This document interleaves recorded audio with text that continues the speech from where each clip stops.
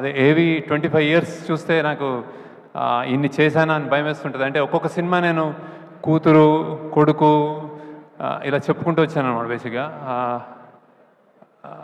ప్రయత్నం చేశాను. అంటే కొన్ని తప్పులు జరుగుంటాయి, కొన్ని మిస్టేక్స్ ఉంటాయి, కానీ every time was a genuine effort that I made and then I tried my best. So ఈ సినిమా నాకు ఏంటి అని అనుకుంటే కుబేరా, ఐ థింక్ ఇది ఒక తల్లి లాంటిది అనుకుంటున్నాను. అంటే తల్లి ప్రేమ లాంటిది బేసిక్ యాక్చువల్లీ.